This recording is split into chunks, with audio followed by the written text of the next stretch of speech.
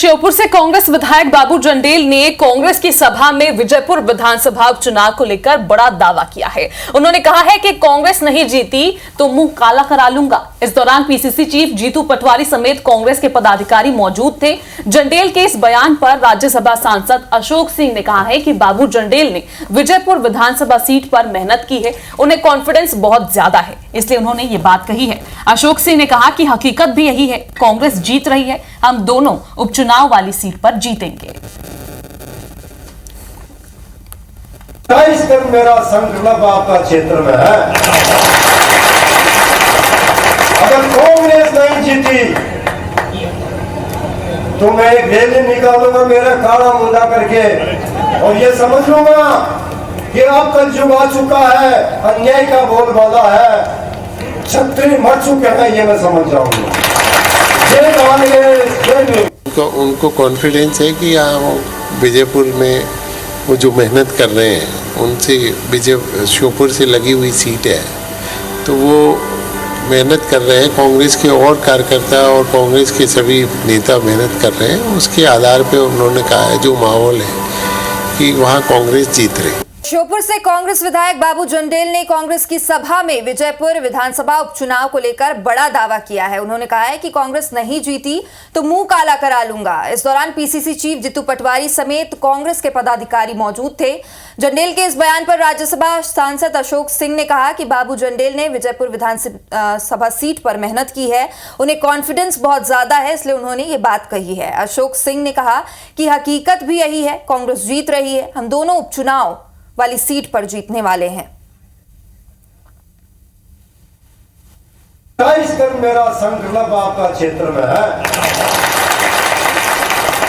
अगर कांग्रेस नहीं जीती तो मैं एक रैली निकालूंगा मेरा काला मुंडा करके और ये समझ लूंगा कि अब कल युग आ चुका है, अन्याय का बोलबाला है, क्षत्रिय मर चुके हैं, ये मैं समझ जाऊंगा।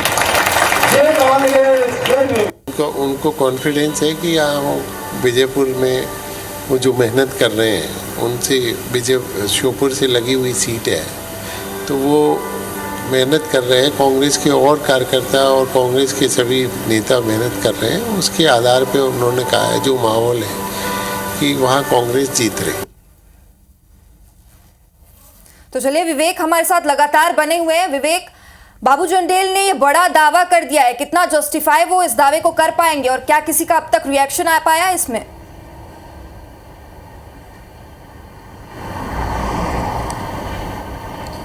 देखिए, बाबू जंडेल हमेशा अपने बयानों के जरिए, अपने कार्यों के जरिए सुर्खियों में बने रहते हैं और उनके कहीं ना कहीं जो बयान होते हैं वो कई बार पार्टी को मुसीबत में भी डाल देते हैं, कांग्रेस पार्टी को मुसीबत में भी डाल देते हैं।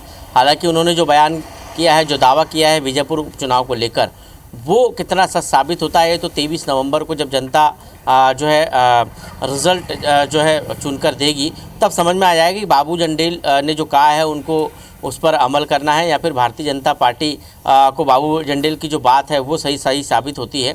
बाबू जंडेल के पहले भी एक और कांग्रेस के जो विधायक है उन्होंने भी इस तरह के दावे किए थे। फूल सिंह बरैया, उन्होंने भी कहा था कि यदि भारतीय जनता पार्टी की सरकार बन जाएगी तो वो भी मुँह काला कर लेंगे।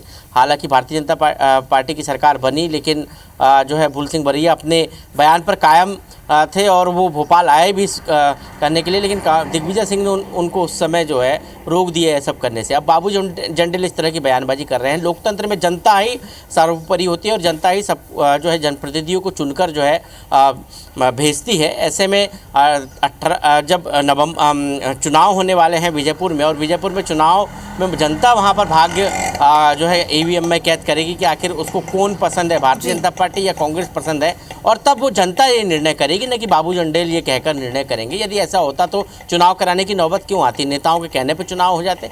लेकिन बाबू जंडेल जिस तरह की भाषा का इस्तेमाल कर रहे हैं और इसके पहले भी जिस तरह की उन्होंने बयानबाजी की है, वो कहीं ना कहीं कांग्रेस पार्टी के लिए मुसीबत डालने वाली है। और सबसे बड़ी बात यह है कि कांग्रेस पार्टी के नेता का हमने बयान सुना, वो खुद बाबू जंडेल के इस बयान को जो है ये जरूर कह रहे हैं कि भावनाओं में कह रहे हैं, उनका बहुत लगाव है या उन्होंने बहुत मेहनत की है, लेकिन उनके बयान का समर्थन नहीं कर रहे हैं। मतलब कांग्रेस पार्टी भी उनके बयान का समर्थन नहीं कर रही। जी विवेक, लगातार इस तरह की बयानबाजी